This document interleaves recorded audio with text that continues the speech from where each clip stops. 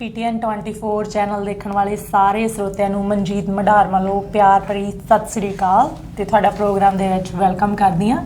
ਸੋ ਅੱਜ ਮੇਰੇ ਨਾਲ ਸਟੂਡੀਓ ਦੇ ਵਿੱਚ ਹੈਗੇ ਆ ਸੰਦੀਪ ਗੋਸਲ ਵੱਲੋਂ ਵੀ ਸਾਰਿਆਂ ਨੂੰ ਪਿਆਰ ਭਰੀ ਸਤਿ ਸ੍ਰੀ ਅਕਾਲ। ਜਿਸ ਤਰੀਕੇ ਦੇ ਨਾਲ ਅਸੀਂ ਲਾਸਟ ਪ੍ਰੋਗਰਾਮ ਦੇ ਵਿੱਚ ਐਂਟਰਪ੍ਰੀਨਿਓਰਸ਼ਿਪ ਦੀ ਗੱਲਬਾਤ ਕੀਤੀ ਸੀਗੀ ਤੇ business of 21st sanctuary book ਦੇ ਬਾਰੇ ਵਿੱਚ ਗੱਲਬਾਤ ਕਰ ਰਹੇ ਸੀ। ਸੋ ਉਸੇ ਗੱਲਬਾਤ ਨੂੰ ਅੱਗੇ ਗੱਲਬਾਤ ਕਰਦੇ ਹੋਏ ਇਹ ਅੱਜ ਦੇ ਪ੍ਰੋਗਰਾਮ ਦੇ ਵਿੱਚ ਉਹਨੂੰ ਅੱਗੇ ਗੱਲਬਾਤ ਨੂੰ ਵਧਾਵਾਂਗੇ। ਸੋ ਲਾਸਟ ਪ੍ਰੋਗਰਾਮ ਦੇ ਵਿੱਚ ਅਸੀਂ ਗੱਲਬਾਤ ਕੀਤੀ ਸੀਗੀ ਕਿ ਆਪਣਾ ਜਿਹੜਾ ਇੱਕ ਓਨ ਨੈਟਵਰਕ ਆ ਉਹ ਵੀ ਇੱਕ ਐਸੈਟ ਆ। ਤੇ ਉਸ ਤੋਂ ਪਹਿਲਾਂ ਮੈਂ ਅੱਜ ਇੱਕ ਗੱਲਬਾਤ ਤੁਹਾਡੇ ਨਾਲ ਸ਼ੇਅਰ ਕਰੂੰਗੀ ਕਿ ਮੈਂ ਓਪਰਾ ਵਿਨਫਰੀ ਦੀ ਇੰਟਰਵਿਊ ਦੇਖ ਰਹੀ ਸੀ ਨਾ, ਤੇ ਉਹਦੇ ਵਿੱਚ ਓਪਰਾ ਵਿਨਫਰੀ ਨੇ ਬਹੁਤ ਵਧੀਆ ਗੱਲਬਾਤ ਸ਼ੇਅਰ ਕੀਤੀ ਆਪਣੀ ਇੰਟਰਵਿਊ ਦੇ ਵਿੱਚ ਕਿ 1970 ਦੇ ਵਿੱਚ ਜਦੋਂ ਉਹ ਇੱਕ TV ਸ਼ੋਅ ਦੇ ਵਿੱਚ ਕੰਮ ਕਰ ਰਹੀ ਸੀ, ਉਹ ਤੇ ਉਹਦਾ ਇੱਕ ਕੋ-ਹੋਸਟ ਰਿਚਰਡ, ਸੋ ਦੋਨੇ ਜਣੇ ਉਸ TV ਪ੍ਰੋਗਰਾਮ ਦੇ ਵਿੱਚ TV ਸ਼ੋਅ 'ਚ ਕੰਮਕਾਰ ਕਰਦੇ ਸੀ। ਤੇ ਓਪਰਾ ਨੂੰ ਪਤਾ ਲੱਗਾ ਕਿ ਜਿਹੜਾ ਉਹਦੇ ਨਾਲ ਕੋ-ਹੋਸਟ ਆ ਉਹਨੂੰ ਜ਼ਿਆਦਾ ਪੇ, ਓਪਰਾ ਦੇ ਮੁਕਾਬਲੇ ਉਹਨੂੰ ਜ਼ਿਆਦਾ ਪੇ ਮਿਲ ਰਹੀ ਆ, ਜਦ ਕਿ ਦੋਨੇ ਇੱਕੋ ਹੀ ਕੰਮ ਕਰ ਰਹੇ ਨੇ। ਤੇ ਉਹਨੇ ਸੋਚਿਆ ਕਿ ਚਲੋ ਮੈਂ ਆਪਣੇ ਬੌਸ ਦੇ ਨਾਲ ਗੱਲਬਾਤ ਕਰਕੇ ਆਉਂਦੀ ਹਾਂ ਕਿ ਫੇਅਰ ਨਹੀਂ ਹੈਗਾ ਕਿ ਸੇਮ ਜੌਬ 'ਤੇ ਸਾਨੂੰ ਦੋਨਾਂ ਨੂੰ ਇਕੁਅਲ ਜੌਬ ਮਨੀ ਮਿਲਣੀ ਚਾਹੀਦੀ ਆ। ਐਂਡ ਜਦੋਂ ਉਹ ਆਪਣੇ ਬੌਸ ਕੋਲ ਗਈ, ਉਹਨੇ ਜਾ ਕੇ ਪੁੱਛਿਆ ਵੀ ਉਹਨੂੰ ਰਿਚਰਡ ਨੂੰ ਮੇਰੇ ਨਾਲੋਂ ਜ਼ਿਆਦਾ ਮਨੀ ਮਿਲ ਰਹੀ ਆ। ਐਂਡ ਉਹਦੇ ਬੌਸ ਨੇ ਅੱਗੇ ਉਹ ਜਵਾਬ ਦਿੱਤਾ ਕਿ ਤੈਨੂੰ ਪਤਾ ਵੀ ਜਿਹੜਾ ਰਿਚਰਡ ਆ ਉਹਨੇ ਇੱਕ ਹਾਊਸ ਲਿਆ ਆ, ਉਹਦੇ ਕੋਲ ਮੌਰਗੇਜ ਆ ਪੇ ਕਰਨ ਦੇ ਲਈ, ਉਹ ਮੈਰਿਡ ਆ, ਉਹਦੇ ਬੱਚੇ ਆ, ਉਹਦੀ ਫੈਮਿਲੀ ਆ, ਤੇ ਉਹਦੇ ਕੋਲ ਮੋਰ ਐਕਸਪੈਂਸ ਆ ਤੇਰੇ ਨਾਲੋਂ ਪੇ ਕਰਨ ਦੇ ਲਈ। ਸੋ ਤੁਸੀਂ ਆਪੇ ਦੇਖੋ ਕਿ ਇਹ ਜਿਹੜਾ ਆਨਸਰ ਸੀ ਇਹ ਫੇਅਰ ਆਨਸਰ ਨਹੀਂ ਸੀਗਾ। ਸੋ ਉਹਨੇ ਕੀ ਕਿਹਾ ਉੱਥੇ, ਉਹ ਕਹਿੰਦੀ ਕਿ ਮੈਂ ਇਨਸਟੈਡ ਆਫ ਕਿ ਮੈਂ ਕੋਈ ਫਾਈਟ ਕਰਾਂ ਆਪਣੇ ਬੌਸ ਦੇ ਨਾਲ, ਠੀਕ ਹੈ, ਜਾਂ ਮੈਂ ਕੋਈ ਉਹਦੇ ਅਗੇਂਸਟ ਕੋਈ ਲੀਗਲ ਐਕਸ਼ਨ ਲਵਾਂ, ਤੇ ਮੈਂ ਉਹ ਨਹੀਂ ਕੀਤਾ। ਪਰ ਮੈਨੂੰ ਪਤਾ ਲੱਗ ਗਿਆ ਇਨਸਾਈਡ ਵਿਦਨ ਮਾਈ ਸੈਲਫ ਕਿ ਹੁਣ ਮੈਨੂੰ ਨੈਕਸਟ ਮੂਵ ਔਨ ਹੋਣ ਦੀ ਲੋੜ ਆ। ਠੀਕ ਹੈ, ਸੋ ਲਾਈਫ ਦੇ ਵਿੱਚ ਜਿੱਦਾਂ ਆਪਾਂ ਕਹਿੰਦੇ ਕਿ ਬਹੁਤ ਸਾਰੇ ਕਲੂਜ਼ ਹੁੰਦੇ ਆ, ਬਹੁਤ ਸਾਰੇ ਆਪਣੇ ਕੋਲ ਕਲੂ ਤੁਹਾਨੂੰ ਮਿਲ ਜਾਂਦੇ ਜਦੋਂ ਤੁਹਾਨੂੰ ਪਤਾ ਕਿ you need to move on. So ਕਦੀ ਵੀ ਜ਼ਿੰਦਗੀ ਦੇ ਵਿੱਚ ਆਪਾਂ ਨੂੰ ਕਿਸੇ ਲੈਵਲ 'ਤੇ ਮਤਲਬ ਸਟਕ ਨਹੀਂ ਹੋ ਜਾਣ ਦੀ ਲੋੜ ਹੈਗੀ ਕਿ ਆਪਾਂ ਸੋਚ ਲਈਏ ਵੀ ਦੈਟਸ ਇਟ। ਠੀਕ ਹੈ, ਸੋ ਜ਼ਿੰਦਗੀ ਦੇ ਵਿੱਚ ਜੋ ਕੁਛ ਵੀ ਆਪਣੇ ਨਾਲ ਵਾਪਰਦਾ, ਕਈ ਵਾਰ ਉਹ ਵਰਕ ਪਲੇਸ ਆ ਹੈ ਨਾ, ਜਾਂ ਕੁਛ ਵੀ ਹੈਗਾ ਆ, ਲਾਈਕ ਤੁਹਾਡੇ ਖੇਤਰ ਦੇ ਵਿੱਚ ਜਿਸ ਫੀਲਡ ਦੇ ਵਿੱਚ ਵੀ ਕੰਮ ਕਰ ਰਹੇ ਆ, ਮਤਲਬ ਉਹ ਇੱਕ ਜੇ ਕੁਛ ਤੁਹਾਡੇ ਨਾਲ ਵਾਪਰ ਰਿਹਾ ਆ ਉਹ ਤੁਹਾਡੇ ਲਈ ਇੱਕ ਕਲੂ ਆ। ਸੋ ਆਲਵੇਜ਼ ਇਹ ਦੇਖੋ ਵਰ ਇਜ਼ ਨੈਕਸਟ ਓਪਰਚੁਨਿਟੀ ਮੇਰੇ ਲਈ ਕੀ ਹੈਗੀ ਆ। You need to learn the lesson, ਉਹ ਲੈਸਨ ਉਸ ਚੀਜ਼ ਤੋਂ ਲਰਨ ਕਰੋ ਐਂਡ ਮੂਵ ਔਨ ਹੋ ਸਕਦੇ ਆ ਤੁਸੀਂ, ਤੁਹਾਨੂੰ ਉਸ ਲੈਵਲ ਤੇ ਸਟਕ ਹੋਣ ਦੀ ਲੋੜ ਨਹੀਂ। ਸੋ ਇਸ ਐਗਜ਼ਾਮਪਲ ਦੇ ਵਿੱਚ ਉਹਨੇ ਕਿਹਾ ਦੈਨ ਮੈਨੂੰ ਅੰਡਰਸਟੈਂਡ ਹੋ ਗਈ ਇਹ ਚੀਜ਼ ਕਿ ਹੁਣ ਮੈਨੂੰ ਇੱਥੋਂ ਮੂਵ ਔਨ ਹੋ ਜਾਣਾ ਚਾਹੀਦਾ ਆ, ਬਜਾਏ ਕਿ ਮੈਂ ਇਹਦੇ ਨਾਲ ਹੀ ਇੱਥੇ ਕੋਈ ਫਾਈਟ ਕਰਾਂ। And she said within short period of time ਫਿਰ ਮੇਰੇ ਕੋਲ ਉਹਦੇ ਨਾਲੋਂ ਵੀ ਕਿਤੇ ਮੱਚ ਬੈਟਰ ਓਪਰਚੁਨਿਟੀ ਸੀ, ਜਿੱਥੇ ਉਹ $10,000 ਬਣਾ ਰਹੀ ਸੀ, ਇਨਸਟੈਡ ਆਫ ਦੈਟ ਉਹਨੇ $40,000 ਦੀ ਉਹਦੇ ਲਈ ਨੈਕਸਟ ਓਪਰਚੁਨਿਟੀ ਆਈ ਸੀ। ਕਈ ਵਾਰ ਆਪਾਂ ਮਨਜੀਤ ਜੀ ਇੱਦਾਂ ਹੀ ਹੁੰਦੇ ਆ ਕਿ ਆਪਾਂ ਜਿੱਥੇ ਹੁੰਨੇ ਆ ਆਪਾਂ ਕਿਸਮਤ ਨੂੰ ਦੋਸ਼ ਦੇਣਾ ਸ਼ੁਰੂ ਕਰ ਦਿੰਦੇ ਆ, ਆਪਣੇ ਹਾਲਾਤਾਂ ਨੂੰ ਦੋਸ਼ ਦੇਣਾ ਸ਼ੁਰੂ ਕਰ ਦਿੰਦੇ ਆ, ਇਨਸਟੈਡ ਆਫ ਲਰਨਿੰਗ ਲੈਸਨ ਉਹ ਕਲੂ ਨੂੰ ਸਮਝਣ ਦੀ ਬਜਾਏ, ਇਹ ਵੀ ਕਈ ਵਾਰ ਸਾਡੇ ਗੋਡ ਸਾਨੂੰ ਕਲੂ ਭੇਜਦੇ ਡਿਫਰੈਂਟ ਤਰੀਕੇ ਨਾਲ, ਉਹਨੂੰ ਸਮਝਣ ਦੀ ਬਜਾਏ ਅਸੀਂ ਉਹਨੂੰ ਨੈਗੇਟਿਵ ਤਰੀਕੇ ਨਾਲ ਲੈਣਾ ਸ਼ੁਰੂ ਕਰ ਦਿੰਦੇ ਆ। ਜਦੋਂ ਤੁਸੀਂ ਬਹੁਤ ਵਧੀਆ ਐਗਜ਼ਾਮਪਲ ਸ਼ੇਅਰ ਕੀਤੀ ਆ ਕਿ ਓਪਰਾ ਨੇ ਕੀ ਕੀਤਾ, ਉਹਨੂੰ ਉੱਥੇ ਆਪਣੇ ਆਪ ਨੂੰ ਕੋਸਣ ਦੀ ਬਜਾਏ ਜਾਂ ਆਪਣੇ ਬੌਸ ਨੂੰ ਕੋਸਣ ਦੀ ਬਜਾਏ ਉਹਨੂੰ ਇੱਕ ਓਪਰਚੁਨਿਟੀ ਮੰਨਿਆ ਕਿ ਮੈਨੂੰ ਮੂਵ ਔਨ ਹੋਣਾ ਚਾਹੀਦਾ ਜੀ। ਸੋ ਇਹ ਬਹੁਤ ਵੱਡਾ ਲੈਸਨ ਆ। ਮਤਲਬ ਅਸੀਂ ਆਪਣੇ ਆਮ ਲਾਈਫ ਦੇ ਵਿੱਚ ਇੱਦਾਂ ਦੇਖਦੇ ਹਾਂ ਕਿ ਜਦੋਂ ਆਪਾਂ ਕਹਿ ਦਿੰਦੇ ਹਾਂ ਕਿ ਜਿੱਥੇ ਮੈਂ ਕੰਮ ਕਰਦੀ ਹਾਂ ਪੇ ਨਹੀਂ ਠੀਕ ਹੈਗੀ ਜਾਂ ਇਨਵਾਇਰਮੈਂਟ ਨਹੀਂ ਠੀਕ ਹੈਗਾ, ਸੋ ਵਾਈ ਯੂ ਆਰ ਦੇਅਰ। ਕਿਉਂਕਿ ਆਪਾਂ ਨੈਕਸਟ ਸਟੈਪ ਲੈਣ ਤੋਂ ਡਰੀ ਜਾਂਦੇ ਆ। ਆਪਾਂ ਜੇ ਆਪਾਂ ਵਿਜ਼ਨ ਰੱਖਾਂਗੇ ਨਾ ਸੰਦੀਪ ਜੀ, ਐਂਡ ਆਪਣੇ ਆਪ ਤੇ ਬਲੀਵ ਰੱਖਾਂਗੇ, ਤੇ ਆਪਣੇ ਤੋਂ ਇੱਕ ਵੱਡੀ ਪਾਵਰ ਜਿਹੜੀ ਸੁਪਰੀਮ ਪਾਵਰ ਆ ਉਹਦੇ ਵਿੱਚ ਆਪਾਂ ਵਿਸ਼ਵਾਸ ਰੱਖਾਂਗੇ, ਫਿਰ ਆਪਾਂ ਨੈਕਸਟ ਸਟੈਪ ਜ਼ਰੂਰ ਲੈ ਲਾਂਗੇ। ਬਿਕਾਜ਼ ਅਸੀਂ ਇਕੱਲੇ ਨਹੀਂ ਹੈਗੇ, ਸਾਡੇ ਨਾਲ ਉਹ ਇੱਕ ਵੱਡੀ ਪਾਵਰ ਆ। ਜੇ ਅਸੀਂ ਉਹਦਾ ਆਸਰਾ ਤੱਕਾਂਗੇ ਨਾ, ਫਿਰ ਆਪਾਂ ਜ਼ਰੂਰ ਨੈਕਸਟ ਮੂਵ ਲਵਾਂਗੇ ਐਂਡ ਆਪਣੇ ਅੱਗੇ ਇੱਕ ਵਿਜ਼ਨ ਰੱਖਾਂਗੇ ਤੇ ਦੈਨ ਮੂਵ ਔਨ ਹੋਵਾਂਗੇ। ਸਟਕ ਹੋ ਕੇ ਨਹੀਂ ਸਾਰੀ ਉਮਰ ਮਤਲਬ ਕੰਪਲੇਨ ਵੀ ਕਰੀ ਜਾਈਏ ਬਟ ਮੂਵ ਔਨ ਵੀ ਨਾ ਹੋਈਏ। ਹਾਂਜੀ, ਜਦੋਂ ਵਿਚਾਰੇ ਜੇ ਨਾ ਬਣ ਕੇ ਆਪਣੀ ਲਾਈਫ ਕੱਟੋ, ਆਪਣੀ ਲਾਈਫ ਨੂੰ ਦੂਸਰਿਆਂ ਨੂੰ ਰਿਸਪੌਂਸਿਬਲ ਨਾ ਠਹਿਰਾਓ, ਖੁਦ ਡਿਸੀਜਨ ਲਓ ਜੀ।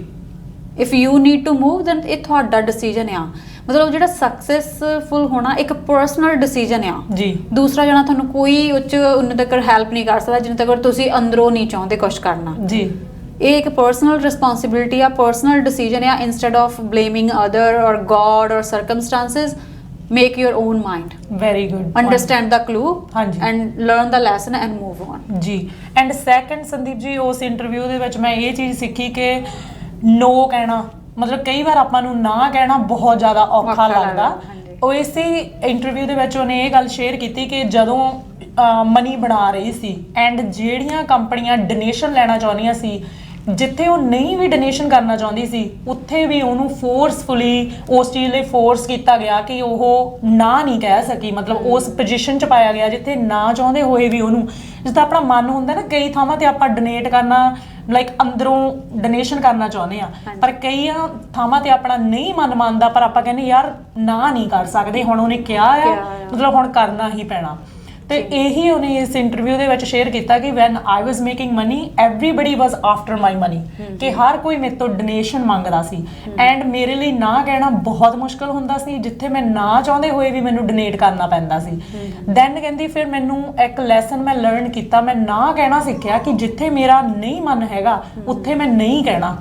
ਐਂਡ ਉਹਦੇ ਵਿੱਚ ਉਹਨੇ ਕਿਹਾ ਕਿ ਇਹ ਮੇਰੇ ਲਈ ਬਿਗੇਸਟ ਲੈਸਨ ਸੀ, ਜਿਹੜਾ ਕੰਮ ਤੁਹਾਡਾ ਦਿਲ ਨਹੀਂ ਮੰਨਦਾ ਜਿਸ ਕੰਮ ਨੂੰ ਕਰਨ ਦੇ ਲਈ ਜਾਂ ਜਿਸ ਗੱਲ ਦੇ ਲਈ ਤੁਹਾਡਾ ਮਨ ਨਹੀਂ ਮੰਨਦਾ, ਪਰ ਕਈ ਵਾਰ ਆਪਾਂ ਲੋਕਾਂ ਦਾ ਸੋਚ ਕੇ ਹੀ, ਮਤਲਬ ਮੋਰਲਾ ਬੰਦਾ ਕੀ ਸੋਚੂਗਾ, ਉਹ ਸੋਚ ਕੇ ਹੀ ਉੱਥੇ ਸਟਕ ਹੋਏ ਹਾਂ। ਠੀਕ ਹੈ, ਸੋ ਆਪਾਂ ਜਿਹੜੀ ਚੀਜ਼ ਨੂੰ ਸਾਡਾ ਦਿਲ ਨਹੀਂ ਮੰਨਦਾ ਉੱਥੇ ਨਾ ਕਰਨੀ ਸਿੱਖੀਏ। ਮਤਲਬ ਇਹ ਵੀ ਇੱਕ ਹੌਸਲਾ, ਇੱਕ ਕਰੇਜ ਦੀ ਲੋੜ ਆ ਆਪਾਂ ਨੂੰ। ਬਿਲਕੁਲ ਬਿਲਕੁਲ, that's really true। ਮਤਲਬ we need to learn the difference between where we have to say yes and where we have to say no। ਸਾਨੂੰ ਡਿਫਰੈਂਸ ਪਤਾ ਹੋਣਾ ਚਾਹੀਦਾ। ਤੁਸੀਂ ਬਹੁਤ ਵਧੀਆ ਕਹੇ ਕਿ ਕਈ ਵਾਰ ਅਸੀਂ ਸੁਸਾਇਟੀ ਦੇ ਡਰ ਤੋਂ ਜਾਂ ਆਪਾਂ ਆਪਣੇ ਵੈਸੇ ਹੀ ਕੋਈ ਡਰ ਪਾ ਲਿਆ ਆ ਜਾਂ ਫੈਮਿਲੀ ਦੇ ਡਰ ਤੋਂ, ਮਤਲਬ ਜੋ ਅਸੀਂ ਨਹੀਂ ਵੀ ਕਰਨਾ ਚਾਹੁੰਦੇ ਅਸੀਂ ਉਹਨੂੰ ਨਾ ਵੀ ਨਹੀਂ ਕਰ ਪਾਉਂਦੇ ਜੀ, ਮਤਲਬ ਮਨ ਮਾਰ ਕੇ ਉਹ ਚੀਜ਼ ਕਰ ਰਹੇ ਆ। ਸੋ ਇਹ ਵੀ ਬਹੁਤ ਇੰਪੋਰਟੈਂਟ ਲੈਸਨ ਹੈਗਾ ਲਾਈਫ ਦੇ ਵਿੱਚ ਕਿ ਜਿੱਥੇ ਸਾਨੂੰ ਨਾ ਕਹਿਣੀ ਪੈਣੀ ਚਾਹੀਦੀ ਹੈਗੀ ਆ ਉੱਥੇ ਕਰਨੀ ਚਾਹੀਦੀ ਹੈ।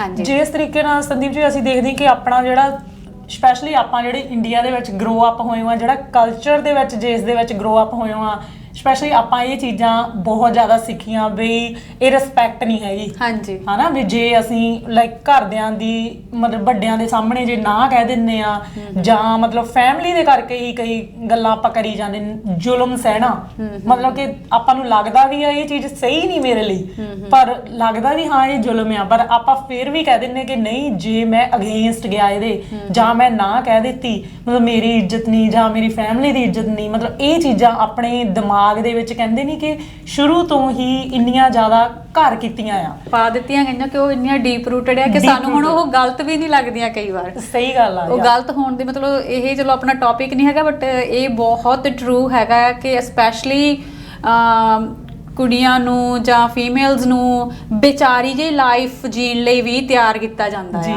ਜੀ, ਕਿ ਉਹਨਾਂ ਨੂੰ ਇੱਕ ਸਟਰਗਲਫੁਲ ਇੱਕ ਲੀਡਰ ਵਾਂਗੂ ਜਾਂ ਇੱਕ ਇੰਡੀਪੈਂਡੈਂਟ ਹੋ ਕੇ ਲਾਈਫ ਜੀਣ ਦਾ ਉਨੀ ਟੀਚਿੰਗ ਨਹੀਂ ਦਿੱਤੀ ਜਾਂਦੀ ਜਿੰਨੀ ਕਿ ਉਹਨੂੰ ਇੱਕ ਵਿਚਾਰੀ ਜਿਹੀ ਹੋ ਕੇ ਜੀਣ ਦੀ, ਜਿੱਦਾਂ ਉਹਦੇ ਉੱਤੇ ਜ਼ਿੰਮੇਵਾਰੀਆਂ ਜਾਂ ਪਾ ਕੇ ਉਹਨੂੰ ਮਤਲਬ ਉੱਦਾਂ ਦਾ ਤਿਆਰ ਕੀਤਾ ਜਾਂਦਾ ਕਿ ਇਹ ਜੇ ਕੁਛ ਹੋ ਵੀ ਰਿਹਾ you don't need to say no, you don't need to stand up against that ਜੀ। ਮਤਲਬ ਉਹ ਚੀਜ਼ਾਂ ਵੀ ਆਈ ਨੋ ਕਿ ਸਾਡੀ ਕਲਚਰ 'ਚ ਬਹੁਤ ਕੁਝ ਗੁੱਡ ਵੀ ਹੈਗਾ ਆ ਤੇ ਬਹੁਤ ਕੁਝ ਇਦਾਂ ਦਾ ਵੀ ਹੈਗਾ ਜਿੱਥੇ ਸਾਨੂੰ ਨੋ ਕਹਿਣਾ ਸਿੱਖਣ ਦੀ ਲੋੜ ਹੈਗੀ ਆ ਆਪਾਂ ਨੂੰ। ਸਹੀ ਗੱਲ ਆ ਯਾਰ, ਸੋ ਜਿਹੜੀ ਚੀਜ਼ ਤੇ ਮਤਲਬ ਪਤਾ ਵੀ ਇਹ ਗਲਤ ਆ ਉਹਦੇ ਲਈ ਸਟੈਂਡ ਲਈਏ ਵੀ ਹਾਂਜੀ ਇਹ ਗਲਤ ਹੀ ਹੈ। ਹਾਂਜੀ, ਕਈ ਵਾਰ ਆਪਾਂ ਕਹਿ ਦਿੰਦੇ ਕਿ ਇੱਥੋਂ ਦੇ ਬੱਚੇ ਤਾਂ ਇਦਾਂ ਦੇ ਆ, ਬਟ ਦੇ ਆਰ ਰਾਈਟ। ਉਹਨਾਂ ਨੂੰ ਪਤਾ ਆ ਕਿ ਜਿਹੜੀ ਚੀਜ਼ ਨੂੰ ਨੋ ਕਹਿਣਾ ਆ ਉਹ ਨੋ ਕਹਿਣਾ ਆ, ਫ੍ਰੀਲੀ ਨੋ ਕਹਿੰਦੇ ਆ। ਮਤਲਬ ਕੋਈ ਇੱਕ ਬਰਡਨ ਲੈ ਕੇ ਨੋ ਨਹੀਂ ਕਹਿੰਦੇ, ਮਤਲਬ ਜੇ ਅਸੀਂ ਕਹਿ ਵੀ ਦਿੰਦੇ ਆ ਅਸੀਂ ਬਰਡਨ ਲੈ ਕੇ ਕਰ ਦਿੰਦੇ ਆ। ਰੀਅਲੀ ਟਰੂ ਜੀ, ਤੇ ਇਹ ਚੀਜ਼ਾਂ ਸਾਨੂੰ ਵੀ ਸਿੱਖਣ ਦੀ ਲੋੜ ਹੈਗੀ ਆ ਜੀ। ਸੰਦੀਪ ਜੀ ਹੁਣ ਆਪਣੇ ਕੋਲ ਇੱਕ ਕਾਲਰ ਹੈ, ਆਪਾਂ ਕਾਲ ਲੈਂਦੇ ਆ ਦੈਨ ਆਪਾਂ ਗੱਲਬਾਤ ਨੂੰ ਜਾਰੀ ਰੱਖਦੇ ਆ ਜੀ। PTN 24 ਤੇ ਸਵਾਗਤ ਹੈ ਜੀ ਤੁਹਾਡਾ।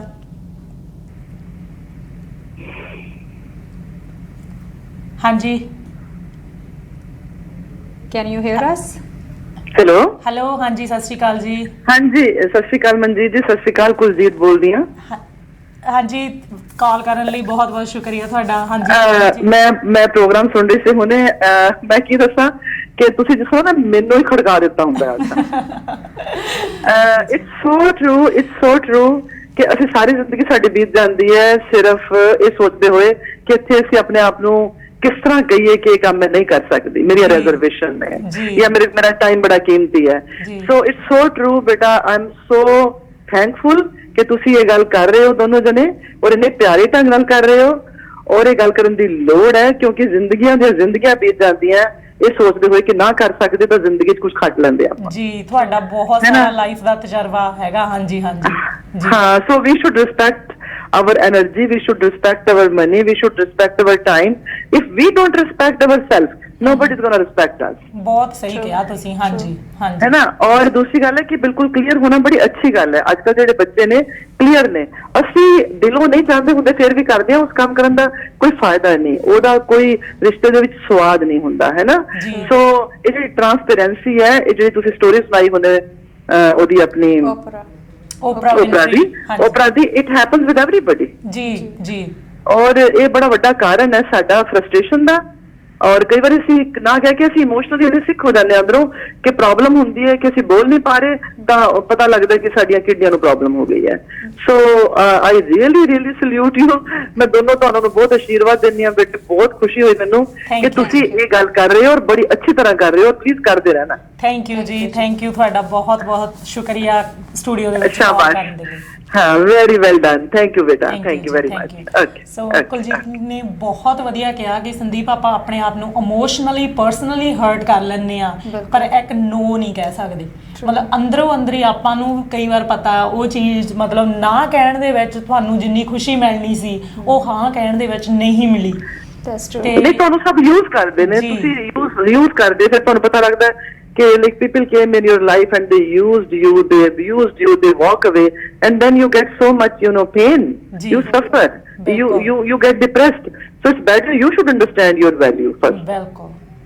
ਸਾਨੂੰ ਸ਼ੁਰੂ ਚ ਜੇ ਅਸੀਂ ਨਾ ਕਰ ਦਿੰਦੇ ਮੇਬੀ ਇੰਨੀ ਦੂਰ ਤੱਕ ਉਹ ਸਾਨੂੰ ਸਫਰ ਨਾ ਕਰਨਾ ਪੈਂਦਾ। ਉਸ ਮੋਮੈਂਟ ਲਈ ਉਹ ਚੀਜ਼ ਮੇਬੀ ਜ਼ਿਆਦਾ ਹੁੰਦੀ ਪਰ ਉਸ ਮੋਮੈਂਟ 'ਚ ਉਹ ਫਿਨਿਸ਼ ਹੋ ਜਾਣੀ ਸੀ। ਅਸੀਂ ਉਹ ਕਰਕੇ ਵੀ ਬਾਅਦ 'ਚੋਂ ਖੁਸ਼ ਨਹੀਂ ਹੋ ਪਾਏ। ਜੀ ਉਹ ਮੋਮੈਂਟ ਦੀ ਨਾ ਤੁਹਾਨੂੰ ਡਰੈਗ ਕਿੰਨੇ ਸਾਲ ਉਹ ਕਰ ਲੈਂਦੀ ਆ ਕਈ ਵਾਰ। ਦੈਟਸ ਟਰੂ ਜੀ, ਬਿਲਕੁਲ। ਇਹ ਕਲਚਰਲ ਪ੍ਰੋਬਲਮ ਹੈ ਐਂਡ ਅੱਛੀ ਗੱਲ ਹੈ ਕੋਈ ਪ੍ਰੋਬਲਮ ਹੋਵੇ ਜਿਹੜੀ ਸਾਨੂੰ ਪ੍ਰੋਬਲਮ ਇੰਟਰਨਲ ਪ੍ਰੋਬਲਮ ਦੇ ਵਿੱਚ ਕਨਵਰਟ ਹੋ ਰਹੀ ਹੈ ਆਪਾਂ ਉਹਨੂੰ ਰਿਕਗਨਾਈਜ਼ ਕਰੀਏ, ਉਹਨੂੰ ਐਡਰੈਸ ਕਰੀਏ ਔਰ ਉਹਦੇ ਚੋਂ ਆਪਣੇ ਆਪ ਨੂੰ ਮੁਕਤ ਕਰੀਏ ਔਰ ਮੂਵ ਫਾਰਵਰਡ ਹੋਈਏ। ਜੀ ਥੈਂਕ ਯੂ ਸੋ ਮਚ ਜੀ ਕਾਲ ਕਰਨ ਲਈ। ਥੈਂਕ ਯੂ ਬੇਟਾ, ਥੈਂਕ ਯੂ ਓਕੇ ਬਾਏ। ਸੋ ਇਹ ਬਹੁਤ ਵਧੀਆ ਆਪਾਂ ਇਸ ਟੌਪਿਕ ਤੇ ਸੀਗਾ ਕਿ ਡਰੈਗ ਨਾ ਉਹਨੂੰ ਕਰੀਏ, ਮਤਲਬ ਉੱਥੇ ਹੀ ਫਿਨਿਸ਼ ਕਰੀਏ। ਜਿਹੜੀ ਚੀਜ਼ ਤੁਹਾਡੇ ਮਨ ਨੂੰ ਨਹੀਂ ਲੱਗੀ ਸਟੈਂਡ ਲਓ ਆਪਣੇ ਲਈ, ਮਤਲਬ ਇਹ ਨਾ ਸੋਚੀ ਜਾਓ ਚਾਹੀਦਾ ਕਿ ਉਹਨੂੰ ਅਸੀਂ ਉਸ ਮੋਮੈਂਟ 'ਚ ਫਿਨਿਸ਼ ਕਰਨ ਦਾ ਹੌਸਲਾ ਰੱਖੀਏ, ਨਾ ਕਿ ਦੂਸਰੇ ਨੂੰ ਖੁਸ਼ ਕਰਨ ਲਈ ਅਸੀਂ ਉਹ ਕਰ ਵੀ ਲਿਆ ਤੇ ਪਰ ਉਹ ਅਸੀਂ ਪੂਰੀ ਉਮਰ ਉਸ ਕੰਮ ਨੂੰ ਕਰਕੇ ਜਿਹੜੀ ਇੱਕ ਖੁਸ਼ੀ ਹੋਣੀ ਚਾਹੀਦੀ ਉਹ ਵੀ ਨਹੀਂ ਲਈ ਰਾਈਟ। ਜਦੋਂ ਆਪਾਂ ਕਿਸੇ ਲਈ ਕੁਛ ਕਰਦੇ ਆਪਾਂ ਨੂੰ ਖੁਸ਼ੀ ਹੁੰਦੀ ਆ ਪਰ ਅਸੀਂ ਮਤਲਬ ਕੀਤਾ ਵੀ ਪਰ ਖੁਸ਼ੀ ਨਹੀਂ ਹੋਈ ਜੀ, ਉਹ ਕਰਨ ਦਾ ਫਿਰ ਕੋਈ ਸਪੈਸ਼ਲੀ ਆਈ ਥਿੰਕ ਲੇਡੀਜ਼ ਦੇ ਵਿੱਚ ਇਹ ਮੈਨ ਦੇ ਮੁਕਾਬਲੇ ਦੇ ਨੋ ਵੈਨ ਟੂ ਸੇ ਨੋ ਹਨਾ। ਤੇ ਪਰ ਜਿਹੜੀਆਂ ਲੇਡੀਜ਼ ਆ ਇਮੋਸ਼ਨਲੀ ਮਤਲਬ ਆਪਾਂ ਥੋੜਾ ਜਿਹਾ ਆਪਣੇ ਆਪ ਨੂੰ ਹੋਰ ਸਟਰੋਂਗ ਕਰੀਏ, ਜ਼ਰੂਰਤ ਹੈਗੀ ਆ, ਇਸ ਚੀਜ਼ ਦੀ ਜ਼ਰੂਰਤ ਹੈਗੀ ਆ ਜਿਹੜੀ ਕਿ ਆਪਾਂ ਫੀਲ ਕਰਦੇ ਆ ਨਾ। ਸੋ ਹੁਣ ਆਪਾਂ ਨੈਕਸਟ ਕਾਲ ਤੇ ਚੱਲਦੇ ਆ। ਹਾਂਜੀ PTN 24 ਤੇ ਸਵਾਗਤ ਹੈ ਜੀ ਤੁਹਾਡਾ। ਹਾਂਜੀ ਸਤਿ ਸ੍ਰੀ ਅਕਾਲ ਜੀ। ਸਤਿ ਸ੍ਰੀ ਅਕਾਲ ਜੀ, ਥੈਂਕ ਯੂ ਜੀ ਕਾਲ ਕਰਨ ਦੇ ਲਈ। ਬਹੁਤ ਪ੍ਰੋਗਰਾਮ ਦੇਖ ਰਹੇ ਹਾਂ ਹਾਂਜੀ ਤੇ ਬਹੁਤ ਵਧੀਆ ਪ੍ਰੋਗਰਾਮ ਚੱਲ ਰਿਹਾ। ਪਿਛਲੀ ਵਾਰੀ ਆਪਾਂ ਨੈਟਵਰਕਿੰਗ ਦੀ ਗੱਲ ਕੀਤੀ ਸੀ, ਕਿਹਾ ਸੀ ਨੈਟਵਰਕਿੰਗ ਅੱਛਾ ਹੋਣਾ ਚਾਹੀਦਾ ਤੇ ਇਸ ਵਾਰ ਜਿਹੜਾ ਤੁਸੀਂ ਟੌਪਿਕ ਚੱਲਿਆ ਬਹੁਤ ਵਧੀਆ ਚਲਾਇਆ ਜੀ। ਤੁਸੀਂ ਉਹਦੀ ਜਿਹੜਾ ਓਪਰਾ ਵਿਨਫਰੀ ਦੀ ਗੱਲ ਕੀਤੀ ਬਹੁਤ ਵਧੀਆ ਗੱਲ ਕੀਤੀ ਯਾਰ, ਕਈਆਂ ਬੱਚਿਆਂ ਨੂੰ ਪਤਾ ਲੱਗੇਗਾ ਇਸ ਬਾਰੇ।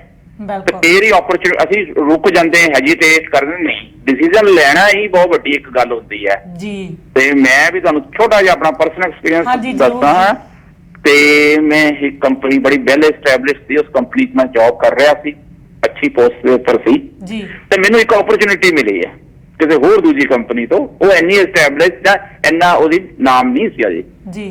ਤੇ ਮੈਂ ਰਿਸਕ ਲਿਆ, ਮੈਂ ਕਿਹਾ ਮੈਂ ਚੇਂਜ ਕਰਾਂਗਾ ਤੇ ਮੇਰੇ ਕੋਲੀਗਸ ਨੇ ਮੈਨੂੰ ਰੋਕਿਆ, ਕਹਿੰਦੇ ਨੋ ਤੁਸੀਂ ਇੱਕ ਬਹੁਤ ਵੱਡਾ ਰਿਸਕ ਲੈਣ ਜਾ ਰਹੇ ਹੋ। ਮੈਂ ਕਿਹਾ ਨਹੀਂ, ਮੈਂ ਕਿਹਾ ਉਸ ਕੰਪਨੀ ਜਿਹੜੀ ਹੈ ਮੈਨੂੰ ਮੈਂ ਦੇਖ ਲਿਆ ਜੀ ਤੇ ਮੈਂ ਉੱਥੇ ਗਰੋ ਕਰ ਸਕਦਾ, ਹੋਰ ਮੇਰੇ 'ਚ ਹੈ ਕੈਪੇਬਿਲਿਟੀ, ਮੈਂ ਕੰਮ ਕਰ ਸਕਦਾ। ਤੇ ਮੈਂ ਕਿਹਾ ਮੈਂ ਉੱਥੇ ਜਿਸ ਕੰਪਨੀ 'ਚ ਮੈਂ 4 ਸਾਲ ਵੀ ਕੰਮ ਕਰ ਲਿਆ ਤਾਂ ਮੈਂ ਇੰਨੇ ਪੈਸੇ ਕਮਾ ਲੈਣੇ ਨੇ ਜੋ ਉਹ ਪੈਕੇਜ ਦੇ ਰਹੇ ਤਾਂ ਮੈਨੂੰ ਫਿਰ ਆਰਾਮ ਦੇ ਨਾਲ 10-15 ਸਾਲ ਬੈਠ ਵੀ ਸਕਦਾ, ਕੋਈ ਐਸੀ ਗੱਲ ਨਹੀਂ ਜੀ। ਬਟ ਉਹ ਇੱਕ ਗੱਲ ਕਹਿਣ ਦੀ ਹੁੰਦੀ ਗੱਲ, ਬਟ ਮੈਂ ਉਹ ਸਾਨੂੰ ਜੇ ਓਪਰਚੁਨਿਟੀ ਮਿਲ ਰਹੀ ਹੈ ਆਈ ਹੈਵ ਟੂ ਟੇਕ ਜੀ, ਕਿਉਂਕਿ ਇਹ ਡਿਸੀਜਨ ਲੈਣਾ ਬੰਦਾ ਹੈ। ਜੇ ਤੁਹਾਨੂੰ ਜਿੱਥੇ ਤੁਸੀਂ ਕੰਮ ਕਰ ਰਹੇ ਤੁਹਾਨੂੰ ਪੂਰਾ ਡਿਊਜ਼ ਨਹੀਂ ਮਿਲ ਰਹੇ ਹੈ ਔਰ ਦੂਸਰਾ ਕੋਈ ਤੁਹਾਨੂੰ ਓਪਰਚੁਨਿਟੀ ਦੇ ਰਿਹਾ ਤਾਂ ਯੂ ਮਸਟ ਸਵਿਚ ਆਨ। ਬਹੁਤ ਵਧੀਆ ਗੱਲ ਕੀਤੀ ਜੀ ਤੁਸੀਂ। ਡਿਸੀਜਨ ਵੀ ਆਪਾਂ ਉਦੋਂ ਹੀ ਲੈ ਸਕਦੇ ਹਾਂ ਜਦੋਂ ਆਪਣੇ ਆਪ ਤੇ ਸਾਨੂੰ ਕੌਨਫੀਡੈਂਸ ਹੈਗਾ, ਆਪਣੇ ਆਪ ਤੇ ਤੁਹਾਨੂੰ ਪੱਕਾ ਯਕੀਨ ਸੀ ਕਿ ਤੁਹਾਨੂੰ ਤੁਹਾਡੇ ਕਲੀਗ ਨੇ ਸਟਾਪ ਵੀ ਕੀਤਾ, ਪਰ ਤੁਹਾਨੂੰ ਆਪਣੇ ਆਪ ਤੇ ਯਕੀਨ ਸੀਗਾ ਕਿ ਜੇ ਮੈਂ ਨਵੀਂ ਕੰਪਨੀ ਵਿੱਚ ਜਾਵਾਂਗਾ ਜਿਹੜੀ ਕਾਮਯਾਬੀ ਮੈਨੂੰ ਉੱਥੇ ਵੀ ਮਿਲ ਜਾਣੀ ਆ, ਕਿਉਂਕਿ ਮੈਂ ਖੁਦ ਹੀ ਕ੍ਰੀਏਟ ਕੀਤੀ ਆ। ਜੇ ਪੁਰਾਣੀ ਕੰਪਨੀ ਦੇ ਵਿੱਚ ਵੀ ਆ ਆਪਾਂ ਖੁਦ ਕਾਮਯਾਬ ਹੋਏ ਆ ਉੱਥੇ, ਬਿਲਕੁਲ ਠੀਕ ਹੈ। ਸੋ ਨਵੇਂ ਥਾਂ ਤੇ ਜਾ ਕੇ ਵੀ ਅਸੀਂ ਕਾਮਯਾਬ ਹੋ ਸਕਦੇ ਆ, ਪਰ ਉਹ ਕਰੇਜ, ਉਹ ਕੌਨਫੀਡੈਂਸ, ਉਹ ਰਿਸਕ ਲੈਣ ਲਈ ਤੁਸੀਂ ਰੈਡੀ ਹੋ ਗਏ ਕਿ ਨਵੇਂ ਥਾਂ ਤੇ ਜਾ ਕੇ ਅਸੀਂ ਕਾਮਯਾਬ ਹੋ ਸਕਦੇ। ਉਹ ਸਾਨੂੰ ਸਾਰਿਆਂ ਨੂੰ ਲੈ ਲੈਣਾ ਚਾਹੀਦਾ ਹੈ। ਬਿਲਕੁਲ। ਕਈ ਵਾਰ ਮਨਜੀਤ ਜੀ ਕੀ ਹੁੰਦਾ ਹੈ ਕਿ ਜਿਹੜੇ ਸਾਡੇ ਫਰੈਂਡਸ ਹੁੰਦੇ ਆ ਜਾਂ ਰਿਲੇਟਿਵਸ ਆ ਜਾਂ ਸਾਡੇ ਆਪਣੇ ਪੇਰੈਂਟਸ ਹੁੰਦੇ ਆ, ਉਹ ਸਾਨੂੰ ਕਿਸੇ ਚੀਜ਼ ਤੋਂ ਰੋਕਦੇ ਆ ਜੀ। ਉਹ ਕਈ ਵਾਰ ਉਹ ਕਿਉਂਕਿ ਉਹ ਖੁਦ ਵੀ ਕਲੀਅਰ ਨਹੀਂ ਹੁੰਦੇ, ਕਿਉਂਕਿ ਇਹਨਾਂ ਨੇ ਖੁਦ ਕਲੀਅਰ ਸੀ, ਚਾਹੇ ਇਹਨਾਂ ਦੇ ਫਰੈਂਡਸ ਨੇ ਕਿਹਾ ਕਿ ਨਹੀਂ, ਉਹਨਾਂ ਨੇ ਆਪਣੇ ਹਿਸਾਬ ਨਾਲ ਰਿਸਕ ਕੈਲਕੂਲੇਟ ਕੀਤਾ, ਬਟ ਇਹਨਾਂ ਨੇ ਆਪਣੀ ਕੈਪੇਬਿਲਿਟੀ ਦੇ ਹਿਸਾਬ ਨਾਲ ਰਿਸਕ ਕੈਲਕੂਲੇਟ ਕੀਤਾ ਜੀ। ਸੋ ਕਈ ਵਾਰ ਸਾਡੇ ਦਾ ਜਦੋਂ ਕੋਈ ਸਾਨੂੰ ਰੋਕਦਾ ਆ ਉਹ ਆਪਣੀ ਨੌਲੇਜ ਦੇ ਹਿਸਾਬ ਨਾਲ ਰੋਕਦਾ, ਪਰ ਸਾਨੂੰ ਉਹਨਾਂ ਤੇ ਰਿਲਾਈ ਨਹੀਂ ਕਰਨਾ ਚਾਹੀਦਾ। ਸਾਨੂੰ ਆਪਣੀ ਕੈਪੇਬਿਲਿਟੀ ਤੇ ਆਪਣੀ ਜੋ ਸਾਡੀ ਲੀਡਰਸ਼ਿਪ ਹੈਗੀ ਆ, ਜੋ ਸਾਡੀਆਂ ਕੁਆਲਿਟੀਜ਼ ਹੈਗੀਆਂ, ਜੋ ਸਾਡੀਆਂ ਸਕਿੱਲਸ ਹੈਗੀਆਂ, ਉਹਨੂੰ ਐਨਾਲਾਈਜ਼ ਕਰਦੇ ਹੋਏ ਸਾਨੂੰ ਡਿਸੀਜਨ ਲੈਣਾ ਚਾਹੀਦਾ ਆ। ਸੋ ਇਹਨਾਂ ਨੇ ਬਹੁਤ ਵਧੀਆ ਆਪਣਾ ਦੱਸਿਆ ਕਿ ਚਾਹੇ ਮੇਰੇ ਫਰੈਂਡਸ ਰੋਕ ਰਹੇ ਸੀ, ਕਹਿੰਦੇ ਸੀ ਕਿ ਮਤਲਬ ਉਹ ਨਿਊ ਆ, ਆਪਾਂ ਐਸਟੈਬਲਿਸ਼ਡ ਹੈਗੇ ਆ, ਪਰ ਇਹਨਾਂ ਨੇ ਆਪਣੇ ਆਪ ਤੇ ਯਕੀਨ ਰੱਖਿਆ। ਸੋ ਇਹ ਬਹੁਤ ਵੱਡੀ ਗੱਲ ਆ। ਮਤਲਬ ਕਈ ਵਾਰ ਸਾਡੇ ਲਵ ਵਨਸ ਜਿਹੜੇ ਹੁੰਦੇ ਆ ਉਹ ਆਪਣੀ ਨੌਲੇਜ ਦੇ ਹਿਸਾਬ ਨਾਲ, ਆਪਣੇ ਐਕਸਪੀਰੀਅੰਸ ਦੇ ਹਿਸਾਬ ਨਾਲ ਸਾਨੂੰ ਰੋਕਦੇ ਆ, ਪਰ ਸਾਨੂੰ ਖੁਦ ਵੀ ਆਪਣੇ ਤੇ ਯਕੀਨ ਰੱਖਣ ਦੀ ਲੋੜ ਆ ਕਿ ਮੈਂ ਜੇ ਉੱਥੇ ਕੁਝ ਕਰ ਸਕਦਾ ਸੀ ਤਾਂ ਮੈਂ ਇੱਥੇ ਵੀ ਕੁਝ ਕਰ ਸਕਦਾ ਆ। ਸੋ ਇਹ ਬਹੁਤ ਵਧੀਆ ਸ਼ੇਅਰ ਕੀਤਾ। ਠੀਕ ਹੈ, ਤੁਹਾਡੇ ਸੈਲਫ ਕੌਨਫੀਡੈਂਸ ਹੈ, ਤੁਸੀਂ ਹਾਰਡ ਵਰਕ ਹੋ, ਸਿੰਸੀਅਰ ਹੋ, then you can go. Thank you bye. Thank you ji, ਬਹੁਤ ਬਹੁਤ ਸ਼ੁਕਰੀਆ ਕਾਲ ਕਰਨ ਦਾ। ਸੋ ਇਹੀ ਚੀਜ਼ ਆ ਕਿ ਅਗਲੇ ਨੂੰ ਕੀ ਪਤਾ ਮੇਰੇ ਅੰਦਰ ਕਿੰਨੀ ਕੁ ਕੈਪੇਬਿਲਿਟੀ ਆ। ਮਤਲਬ ਤੁਹਾਨੂੰ ਥੋੜੋ ਮੇਰੇ ਬਾਰੇ ਪਤਾ, ਪਰ ਮੈਨੂੰ ਮੇਰੇ ਬਾਰੇ ਜ਼ਿਆਦਾ ਪਤਾ ਜਿੰਨਾ ਤੁਹਾਨੂੰ ਮੇਰੇ ਬਾਰੇ ਪਤਾ। That's true. ਠੀਕ ਹੈ। ਸੋ ਕਈ ਵਾਰ ਜੇ ਕੋਈ ਆਪਾਂ ਨੂੰ ਸਟਾਪ ਕਰਨ ਦੀ ਕੋਸ਼ਿਸ਼ ਕਰਦਾ ਵੀ ਆ, ਉਹ ਕੀ ਆ, ਅੰਡਰ ਐਸਟੀਮੇਟ ਸਾਨੂੰ ਕਰ ਰਹੇ ਆ। ਇਟਸ ਓਕੇ, ਮਤਲਬ ਉਹਨਾਂ ਨੂੰ ਨਹੀਂ ਨਾ ਪਤਾ ਮੇਰੀ ਐਬਿਲਿਟੀ, ਪਰ ਮੈਨੂੰ ਮੇਰੀ ਐਬਿਲਿਟੀ ਪਤਾ ਆ। ਸੋ ਆਪਾਂ ਉਹਨਾਂ ਦੀ ਗੱਲ ਤੇ ਨਾ ਯਕੀਨ ਕਰੀਏ, ਪਰ ਖੁਦ ਤੇ ਪਹਿਲਾਂ ਯਕੀਨ ਆਪਣੇ ਆਪ ਤੇ ਕਰੋ। ਜੋ ਤੁਹਾਨੂੰ ਅੰਦਰੋਂ ਆਵਾਜ਼ ਆ ਰਹੀ ਹੈ ਨਾ ਤੁਹਾਡੇ ਅੰਦਰਲੀ, ਉਸ ਨੂੰ ਜ਼ਰੂਰ ਸੁਣੋ ਐਂਡ ਨੈਕਸਟ ਸਟੈਪ ਜ਼ਰੂਰ ਲਓ। ਜੇ ਤੁਸੀਂ ਲਾਈਫ ਦੇ ਵਿੱਚ ਕਿਸੇ ਵੀ ਉਸ ਲੈਵਲ ਤੇ ਸਟਕ ਹੈਗੇ ਆ ਨਾ, ਕਿਸੇ ਵੀ ਲੈਵਲ ਤੇ ਸਟਕ ਹੋਣ ਦੀ ਸਾਨੂੰ ਲੋੜ ਨਹੀਂ। ਆਪਣੇ ਅੰਦਰ ਦੀ ਆਵਾਜ਼ ਸੁਣੋ ਐਂਡ ਮੂਵ ਔਨ। ਬਿਲਕੁਲ। ਜੇ ਪਤਾ ਕੀ ਕਹਿੰਦੇ ਹੁੰਦੇ ਕਿ ਰਿਗਰੈਟ ਕਰਨ ਨਾਲੋਂ ਐਕਸ਼ਨ ਲੈਣਾ ਬੈਟਰ ਆ। ਐਕਸ਼ਨ ਲੈ ਕੇ ਫੇਲ ਹੋ ਜਾਓਗੇ, ਉਹ ਤੁਹਾਨੂੰ ਇੰਨਾ ਹਰਟ ਨਹੀਂ ਕਰੂਗਾ, ਪਰ ਜੇ ਤੁਸੀਂ ਉਹ ਕੰਮ ਨਹੀਂ ਕਰਦੇ ਸਾਰੀ ਉਮਰ ਤੁਹਾਨੂੰ ਤੁਹਾਡੀ ਮਤਲਬ ਕਹਿੰਦੇ ਹੁੰਦੇ ਕਿ ਕਬਰ ਤੱਕ ਉਹ ਰਿਗਰੈਟ ਜਾਂਦਾ। ਸੋ ਮਤਲਬ ਉਸ ਚੀਜ਼ ਨੂੰ ਉੱਥੇ ਫਿਨਿਸ਼ ਕਰ ਲਓ। ਜੇ ਮਨ ਕੋਈ ਚੀਜ਼ ਕਰਨ ਨੂੰ ਕਰ ਰਿਹਾ, ਆਪਣੀ ਸਟੱਡੀ ਕਰੋ, ਉਹਨੂੰ ਐਨਾਲਾਈਜ਼ ਕਰੋ ਕਿ ਕੀ ਚੀਜ਼ ਹੈਗੀ ਆ, ਆਪਣੀ ਨੌਲੇਜ ਅਪਲਾਈ ਕਰੋ। ਜਿਹੜਾ ਉਸ ਫੀਲਡ ਦਾ ਐਕਸਪਰਟ ਪਰਸਨ ਹੈਗਾ, ਜ਼ਿਆਦਾ ਤੋਂ ਜ਼ਿਆਦਾ ਤੁਸੀਂ ਉਹਦੀ ਨੌਲੇਜ ਲਓ, ਉਹਦੀ ਹੈਲਪ ਲਓ ਉਹ ਡਿਸੀਜਨ ਮੇਕ ਕਰਨ ਲਈ, ਨਾ ਕਿ ਕਿਸੇ ਇਦਾਂ ਦੇ ਬੰਦੇ ਕੋਲ ਤੁਸੀਂ ਜਾਓ ਕਿ ਜਿਹਨੂੰ ਉਸ ਫੀਲਡ ਦੀ ਨੌਲੇਜ ਹੀ ਨਹੀਂ ਹੈਗੀ। ਉਹਦੀ ਹੈਲਪ ਲੈ ਕੇ ਡਿਸੀਜਨ ਮੇਕ ਕਰਨ ਦੀ ਜਦੋਂ ਤੁਸੀਂ ਕੋਸ਼ਿਸ਼ ਕਰਦੇ ਆ ਤਾਂ ਵੀ ਤੁਸੀਂ ਫੇਲ ਹੋ ਜਾਂਦੇ ਆ। ਸੋ ਜਿਹੜਾ ਉਸ ਲਾਈਨ ਦਾ ਐਕਸਪਰਟ ਪਰਸਨ ਹੈਗਾ, ਉਹਨੂੰ ਆਪਣੀ ਸਟਰੈਂਥ ਦੱਸੋ, ਆਪਣੀ ਵਿਜ਼ਨ ਦੱਸੋ, ਉਹਦੇ ਨਾਲ ਤੁਸੀਂ ਜ਼ਿਆਦਾ ਤੋਂ ਜ਼ਿਆਦਾ ਸ਼ੇਅਰ ਕਰ ਸਕਦੇ ਆ। ਤੇ ਜੇ ਤੁਹਾਨੂੰ ਮਤਲਬ ਕੁਝ ਲੱਗ ਰਿਹਾ ਕਿ ਤੁਸੀਂ ਕਰ ਸਕਦੇ, ਜ਼ਰੂਰ ਕਰੋ ਇੱਕ ਵਾਰ। ਪਰ ਮੈਂ ਸਾਰੀ ਉਮਰ ਰਿਗਰੈਟ ਦੇ ਵਿੱਚ ਰਹਿਣ ਨਾਲੋਂ ਇੱਕ ਵਾਰ ਐਕਸ਼ਨ ਲੈ ਕੇ ਉਹਨੂੰ ਦੇਖ ਲੈਣਾ ਚਾਹੀਦਾ। ਬਹੁਤ ਮਨ ਤੁਹਾਡੇ ਮਤਲਬ ਤੁਹਾਡੀ ਆਤਮਾ ਇੱਕ ਤਰ੍ਹਾਂ ਨਾਲ ਹੈਪੀ ਰਹਿੰਦੀ ਆ ਜੀ। ਸੋ ਮਤਲਬ ਰਿਗਰੈਟ ਨਾਲੋਂ ਐਕਸ਼ਨ ਇਜ਼ ਬੈਟਰ। ਇਹ ਬਹੁਤ ਜ਼ਰੂਰੀ ਹੈ। ਜਿੰਨੀ ਦੇਰ ਐਕਸ਼ਨ ਲੈਂਦੇ ਨਹੀਂ, ਤੁਹਾਨੂੰ ਤੁਹਾਡੀ ਕੈਪੇਬਿਲਿਟੀ ਦਾ ਪਤਾ ਵੀ ਨਹੀਂ ਲੱਗਦਾ, ਤੁਹਾਨੂੰ ਤੁਹਾਡੀ ਐਬਿਲਿਟੀ ਦਾ ਪਤਾ ਵੀ ਨਹੀਂ ਲੱਗਦਾ। ਬਿਲਕੁਲ। ਜਦੋਂ ਤੁਸੀਂ ਕਿਸੇ ਕੰਮ ਦੇ ਵਿੱਚ ਪੈ ਜਾਂਦੇ ਆ, ਦੈਨ ਤੁਸੀਂ ਰੀਅਲੀ ਆਪਣੇ ਆਪ ਨੂੰ ਜੱਜ ਕਰ ਸਕਦੇ ਆ ਕਿ ਤੁਸੀਂ ਕਿੱਥੇ ਸਟੈਂਡ ਕਰ ਰਹੇ ਆ, ਕਿੰਨਾ ਕੁ ਹੋਰ ਇੰਪਰੂਵ ਕਰਨ ਦੀ ਲੋੜ ਹੈਗੀ ਆ। ਜੇ ਅਸੀਂ ਕੋਈ ਕੁਛ ਕੀਤਾ ਹੀ ਨਹੀਂ, ਮਤਲਬ ਕੋਈ ਗੇਮ ਨਹੀਂ ਪਲੇ ਕੀਤੀ, ਰਾਈਟ, ਕੋਈ ਬਿਜ਼ਨਸ ਦੇ ਵਿੱਚ ਨਹੀਂ ਪਏ ਆਪਾਂ, ਕੋਈ ਆਪਣੇ ਆਪ ਤੇ ਕੋਈ ਕੰਮ ਨਹੀਂ ਕੀਤਾ ਆ, ਤੇ ਦੈਨ ਆਪਾਂ ਨੂੰ ਆਪਣੀ ਕੈਪੇਬਿਲਿਟੀ ਵੀ ਕਿੱਥੋਂ ਪਤਾ ਲੱਗੂਗੀ। ਬਿਲਕੁਲ। ਔਰ ਜਿੱਦਾਂ ਕਹਿੰਦੇ ਹੁੰਦੇ ਆ ਕਿ ਜਿਹੜਾ ਜੌਹਰੀ ਹੀ ਕਿਸੇ ਨਗ ਨੂੰ ਪਛਾਣ ਸਕਦਾ ਜੀ। ਬਾਕੀਆਂ ਲਈ ਤਾਂ ਸਾਰਾ ਕੱਚ ਜਾਂ ਫੇਕ ਹੀ ਆ, ਰਾਈਟ। ਸੋ ਰਾਈਟ ਜੌਹਰੀ ਕੋਲ ਜਾਣਾ ਬਹੁਤ ਜ਼ਰੂਰੀ ਆ। ਸੋ ਜਿੱਦਾਂ ਆਪਾਂ ਨੈਟਵਰਕ ਮਾਰਕੀਟਿੰਗ ਦੀ ਗੱਲ ਕਰਦੇ ਸੀਗੇ, ਸੋ ਇਹਦੇ ਵਿੱਚ ਸਾਡੇ ਕੋਲ ਉਹ ਜੌਹਰੀ ਹੈਗੇ ਆ ਜੀ, ਜਿਹੜੇ ਤੁਹਾਡੀ ਐਬਿਲਿਟੀਜ਼ ਨੂੰ ਪਹਿਚਾਣਦੇ ਆ ਤੇ ਤੁਹਾਡੇ ਪਲੱਸ ਪੁਆਇੰਟ ਤੇ ਕੰਮ ਕਰਨ ਨੂੰ ਰੈਡੀ ਆ ਜੀ। ਆਊਟਸਾਈਡ ਚਾਹੇ ਤੁਹਾਡੇ ਬੈਸਟ ਫਰੈਂਡ ਵੀ ਆ, ਤੁਹਾਡੇ ਪੇਰੈਂਟਸ ਆ, ਫੈਮਿਲੀ ਆ, ਕਿਉਂਕਿ ਉਹਨਾਂ ਨੂੰ ਆਪਣੇ ਤਰੀਕੇ ਦੀ ਨੌਲੇਜ ਆ। ਜੇ ਤੁਸੀਂ ਉਹਨਾਂ ਨੂੰ ਕਿਸੇ ਹੋਰ ਚੀਜ਼ ਦੀ ਨੌਲੇਜ ਪੁੱਛਦੇ ਹੋ, ਮੇਬੀ ਤੁਹਾਨੂੰ ਰੋਕਦੇ ਆ, ਜੀ। Not out of jealous, sometime out of love. ਜੀ। They don't want to get hurt ਕਿ ਤੁਸੀਂ ਕੁਝ ਬਿਲਕੁਲ। ਗਲਤ ਕਰਕੇ ਬਾਅਦ ਚ ਪਛਤਾਓ। ਸੋ ਪਰ ਇਹ ਜ਼ਰੂਰੀ ਆ ਕਿ ਤੁਸੀਂ ਉਸ ਫੀਲਡ, ਜਿਸ ਫੀਲਡ 'ਚ ਜਾਣਾ ਚਾਹੁੰਦੇ ਆ ਨਾ, ਉਹਦੇ ਨਾਲ ਉਸ ਚੀਜ਼ ਦੀ ਨੌਲੇਜ ਸ਼ੇਅਰ ਕਰੋ, ਉਹਦੀ ਗਾਈਡੈਂਸ ਨੂੰ ਸੀਕ ਕਰੋ, ਕਿ ਰਾਦਰ ਦੈਨ ਜਿਹੜਾ ਉਸ ਚੀਜ਼ ਦੇ ਬਾਰੇ ਬਿਲਕੁਲ ਨੌਲੇਜ ਨਹੀਂ ਰੱਖਦਾ, ਆਪਾਂ ਉਹਦੇ ਨਾਲ ਕੋਈ ਗੱਲ ਸ਼ੇਅਰ ਕਰੀਏ। ਜੀ। ਸੋ ਜਿਸ ਤਰੀਕੇ ਨਾਲ ਆਪਣੇ ਕਾਲਰਸ ਨੇ ਪਹਿਲਾਂ ਕਿਹਾ ਕਿ ਫਰਸਟ ਥਿੰਗ ਹੈਗੀ ਡਿਸਾਈਡ ਕਰੋ, ਡਿਸੀਜਨ ਬਣਾਓ ਤੁਹਾਨੂੰ ਲਾਈਫ ਦੇ ਵਿੱਚ ਚਾਹੀਦਾ ਕੀ ਆ, ਦੈਨ ਅਕੋਰਡਿੰਗ ਟੂ ਉਸ ਡਿਸੀਜਨ ਦੇ ਮੁਤਾਬਕ ਤੁਹਾਨੂੰ ਜਿਹੜੀ ਹੈਲਪ ਦੀ ਲੋੜ ਪੈਂਦੀ ਆ, ਜਾਂ ਇਨਫੋਰਮੇਸ਼ਨ ਸੀਕ ਕਰਨ ਦੀ ਲੋੜ ਪੈਂਦੀ ਆ, ਜਾਂ ਤੁਹਾਨੂੰ ਆਪਣੇ ਆਪ ਉੱਤੇ ਕੰਮ ਕਰਨ ਦੀ ਲੋੜ ਪੈਂਦੀ ਆ, ਅਕੋਰਡਿੰਗ ਟੂ ਉਸ ਡਿਸੀਜਨ ਦੇ ਅਕੋਰਡਿੰਗ ਤੁਸੀਂ ਫੈਸਲਾ ਲੈ ਸਕਦੇ ਆ ਵੀ ਤੁਹਾਨੂੰ ਮੋਰ ਰੀਡਿੰਗ ਦੀ ਲੋੜ ਆ, ਮੋਰ ਪ੍ਰੈਕਟਿਸ ਦੀ ਲੋੜ ਆ, ਕਿਹੜੀ ਚੀਜ਼ ਤੇ ਵਰਕ ਕਰਨ ਦੀ ਮੈਨੂੰ ਜ਼ਰੂਰਤ ਹੈਗੀ ਆ। ਸੋ ਜਿਸ ਤਰੀਕੇ ਨਾਲ ਲਾਸਟ ਆਪਾਂ ਚੈਪਟਰ ਦੀ ਗੱਲਬਾਤ ਕੀਤੀ ਸੀ ਬਿਜ਼ਨਸ ਆਫ 21st ਸੈਂਚੁਰੀ ਦੇ ਵਿੱਚ, ਵੀ ਜਿਹੜਾ ਤੁਹਾਡਾ ਪਰਸਨਲ ਨੈਟਵਰਕ ਆ ਇਹ ਵੀ ਬਹੁਤ ਵੱਡਾ ਐਸੈਟ ਆ। ਸੋ ਇਹਦੇ ਬਾਰੇ ਆਪਾਂ ਗੱਲਬਾਤ ਕੀਤੀ ਸੀ। ਹੁਣ ਨੈਕਸਟ ਆਪਾਂ ਗੱਲਬਾਤ ਕਰਦੇ ਹਾਂ ਵੀ ਜਿਹੜਾ ਨੈਟਵਰਕ ਮਾਰਕੀਟਿੰਗ ਬਿਜ਼ਨਸ ਹੈਗਾ ਆ, ਇਹ ਡੁਪਲੀਕੇਟੇਬਲ ਫੁੱਲੀ ਸਕੇਲੇਬਲ ਬਿਜ਼ਨਸ ਆ। ਮਤਲਬ ਇਹਦੇ ਵਿੱਚ ਕੋਈ ਵੀ ਪਰਸਨ ਇਹਨੂੰ ਸਟਾਰਟ ਕਰ ਸਕਦਾ। ਨੰਬਰ 1, ਇਹਦੇ ਤੇ ਕੋਈ ਐਜੂਕੇਸ਼ਨ ਦਾ ਬੈਰੀਅਰ ਨਹੀਂ ਹੈਗਾ, ਰਾਈਟ। ਜੇ ਹੁਣ ਅਸੀਂ ਆਪਣੀ ਗੱਲਬਾਤ ਵੀ ਕਰਦੇ ਹਾਂ ਕਿ ਜਿਸ ਲੈਵਲ ਤੋਂ ਬਿਜ਼ਨਸ ਦੇ ਵਿੱਚ ਆਏ ਸੀ, ਜਾਂ ਜਦੋਂ ਸ਼ੁਰੂ ਕੀਤਾ ਸੀ, ਜਿਹੜੇ ਬਿਗਨਿੰਗ ਦੇ ਡੇਜ਼ ਸੀਗੇ, ਆਪਣੀ ਸ਼ੁਰੂਆਤ ਦੇ ਦਿਨ ਸੀਗੇ, ਜੇ ਆਪਾਂ ਉਸ ਵਕਤ ਸਾਨੂੰ ਕੋਈ ਮਿਲਿਆ ਆ, ਮਤਲਬ ਉਹ ਟੋਟਲੀ ਅੱਜ ਦੇਖ ਸਕਦੇ ਆ ਵੀ ਕਿਸ ਲੈਵਲ ਤੋਂ ਕਿੱਥੇ ਤੱਕ ਜਿਹੜੀ ਆ ਟ੍ਰਾਂਸਫਰਮੇਸ਼ਨ ਹੋ ਚੁੱਕੀ ਆ। ਮਤਲਬ ਕਿਸੇ ਦੇ ਅੰਦਰ ਕੋਈ ਕੌਨਫੀਡੈਂਸ ਨਹੀਂ ਹੁੰਦਾ ਡੇ 1 ਤੋਂ। ਕਈ ਵਾਰ ਆਪਾਂ ਦੇਖਦੇ ਆ ਵੀ ਇਹ ਪਰਸਨ ਤਾਂ ਅੱਜ ਵਧੀਆ ਗੱਲਬਾਤ ਕਰ ਲੈਂਦਾ, ਇਹਦੇ ਕੋਲ ਕੌਨਫੀਡੈਂਸ ਆ, ਹਨਾ, ਤੁਸੀਂ ਕਰ ਸਕਦੇ ਆ, ਤੁਹਾਡੇ ਅੰਦਰ ਕੌਨਫੀਡੈਂਸ ਆ, ਜਾਂ ਤੁਹਾਨੂੰ ਵਧੀਆ ਡਰੈਸ ਅਪ ਹੋਣਾ ਆ ਗਿਆ, ਰਾਈਟ, ਵਧੀਆ ਮੇਕਅਪ ਕਰਨਾ ਆ ਗਿਆ। ਬਟ ਜਦੋਂ ਤੁਸੀਂ ਕਿਸੇ ਵੀ ਸਕਸੈਸਫੁਲ ਪਰਸਨ ਦੀ ਬਿਗਨਿੰਗ ਦੇਖਦੇ ਆ, ਸਟਾਰਟਿੰਗ ਦੇ ਦਿਨ ਦੇਖਦੇ ਆ ਉਹਦੇ, ਮਤਲਬ ਉਹ ਦਿਨਾਂ ਦਾ ਤੇ ਜਦੋਂ ਤੁਸੀਂ ਇੱਕ ਪ੍ਰੂਵਨ ਫਾਈਨਲ ਪ੍ਰੋਡਕਟ ਦੇਖਦੇ ਆ, ਉਹਦੇ ਵਿੱਚ ਬਹੁਤ ਜ਼ਿਆਦਾ ਫਰਕ ਹੁੰਦਾ ਫਿਨਿਸ਼ ਪ੍ਰੋਡਕਟ ਦਾ ਤੇ ਜਿਹੜਾ ਅਨਫਿਨਿਸ਼ ਪ੍ਰੋਡਕਟ ਆ। ਸੋ ਬਿਗਨਿੰਗ ਸਾਰਿਆਂ ਦੀ ਸੇਮ ਹੁੰਦੀ ਆ। ਸ਼ੁਰੂ ਦੇ ਵਿੱਚ ਕੋਈ ਕੌਨਫੀਡੈਂਸ ਲੈ ਕੇ ਬੋਰਨ ਨਹੀਂ ਹੋਇਆ। ਸੋ ਸਾਰੇ ਜਿਹੜੇ ਆ ਸਕਿੱਲਸ ਕ੍ਰੀਏਟ ਕਰਦੇ ਆ, ਮਾਈਂਡਸੈਟ ਬਿਲਡ ਕਰਦੇ ਆ। ਕੋਈ ਬੋਰਨ ਇਸ ਤਰੀਕੇ ਨਾਲ ਨਹੀਂ ਹੋਇਆ ਕਿ ਉਹ ਪੂਰੀਆਂ ਸਕਿੱਲਸ ਲੈ ਕੇ ਜਾਂ ਮਾਈਂਡਸੈਟ ਲੈ ਕੇ ਹੀ ਬੋਰਨ ਐਂਟਰਪ੍ਰੈਨਿਓਰ ਹੋਇਆ ਹੋਵੇ। ਸਾਰੇ ਬਣਦੇ ਆ। ਰਾਈਟ। ਨੈਟਵਰਕ ਮਾਰਕੀਟਿੰਗ ਦੀ ਬਿਊਟੀਫੁਲ ਥਿੰਗ ਇਹ ਹੈਗੀ ਆ ਕਿ ਇਹਦੇ ਵਿੱਚ ਟੈਲੈਂਟ ਦੀ ਲੋੜ ਨਹੀਂ, ਫਿਊ ਸਕਿੱਲਸ ਦੀ ਲੋੜ ਆ, and you can develop those skills. ਹੁਣ ਜੇ ਆਪਾਂ ਸਿੰਗਿੰਗ ਕਰਨੀ ਆ, ਉਹ ਟੈਲੈਂਟ ਹੈਗਾ ਜੀ। ਮੇਰੀ ਆਵਾਜ਼ ਸ਼ੁਰੂ ਤੋਂ, ਮੇਰੀ ਆਵਾਜ਼ 'ਚ ਕੁਝ ਹੋਣਾ ਚਾਹੀਦਾ। ਹੁਣ ਤੁਸੀਂ ਮੈਨੂੰ ਕਹੋਗੇ ਸਿੰਗਿੰਗ ਕਰਨੀ, ਉਹ ਪੋਸੀਬਲ ਨਹੀਂ ਹੈਗਾ, ਰਾਈਟ ਜੀ। ਸੋ ਪਰ ਇਹਦੇ ਵਿੱਚ ਕੀ ਹੈ, ਸਾਨੂੰ ਟੈਲੈਂਟ ਨਹੀਂ, ਸਕਿੱਲਸ ਚਾਹੀਦੀਆਂ, ਐਂਡ ਵੀ ਕੈਨ ਲਰਨ। ਅਸੀਂ ਲਾਈਫ ਦੇ ਵਿੱਚ ਕਿੰਨੀਆਂ ਸਕਿੱਲਸ ਸਿੱਖੀਆਂ। ਸਾਨੂੰ ਸਾਈਕਲ ਚਲਾਉਣਾ ਨਹੀਂ ਸੀ ਆਉਂਦਾ, ਸਿੱਖਿਆ। ਸਾਨੂੰ ਕਾਰ ਚਲਾਉਣੀ ਨਹੀਂ ਸੀ ਆਉਂਦੀ, ਅਸੀਂ ਉਹ ਸਿੱਖੀ, ਰਾਈਟ। ਸੋ ਮੈਨੀ ਥਿੰਗਸ ਅਸੀਂ ਲਰਨ ਕੀਤਾ। ਕੁਕਿੰਗ ਲਰਨ ਕੀਤੀ, ਸਾਰਾ ਮਤਲਬ ਡਰੈਸਅਪ ਹੋਣਾ ਲਰਨ ਕੀਤਾ, ਐਵਰੀਥਿੰਗ ਵੀ ਲਰਨ। ਸੋ ਇਹ ਬਿਜ਼ਨਸ ਨੈਟਵਰਕਿੰਗ ਦਾ ਇੰਨਾ ਵਧੀਆ ਆ ਕਿ ਜਿਹਦੇ ਵਿੱਚ ਤੁਹਾਨੂੰ ਸਕਿੱਲਸ ਚਾਹੀਦੀਆਂ ਔਰ ਤੁਸੀਂ ਉਹ ਲਰਨ ਕਰ ਸਕਦੇ ਆ। ਔਰ ਬਿਊਟੀਫੁਲ ਥਿੰਗ ਕੀ ਹੈਗਾ ਕਿ you have a coach, you have a full team ਜਿਹੜੀ ਤੁਹਾਨੂੰ ਹੈਲਪ ਕਰਦੀ ਆ, ਸਪੋਰਟ ਕਰਦੀ ਆ ਉਹ ਚੀਜ਼ਾਂ ਸਿਖਾਉਣ ਵਿੱਚ, ਸਿੱਖਣ ਵਿੱਚ। ਜਿੱਦਾਂ ਹੁਣ ਆਪਾਂ ਆਪਣੀ ਗੱਲ ਕੀਤੀ ਕਿ ਜੇ ਸਾਨੂੰ ਕੋਈ ਡੇ 1 'ਚ ਦੇਖਦਾ ਔਰ ਅੱਜ ਦੇਖਦਾ, ਅਸੀਂ ਟੋਟਲੀ ਮਤਲਬ ਡਿਫਰੈਂਟ ਪ੍ਰੋਡਕਟ ਹੈਗੇ ਆ। ਸੋ ਇਹ ਐਸੋਸੀਏਸ਼ਨ, ਇਹ ਕੋਚਿੰਗ, ਇਹ ਮੈਂਟਰਸ਼ਿਪ ਪ੍ਰੋਗਰਾਮ ਦੇ ਵਿੱਚ ਹੋਣ ਦੇ ਕਰਕੇ ਹੀ ਸਾਡੀ ਟਰਾਂਸਫੋਰਮੇਸ਼ਨ ਹੋਈ ਆ।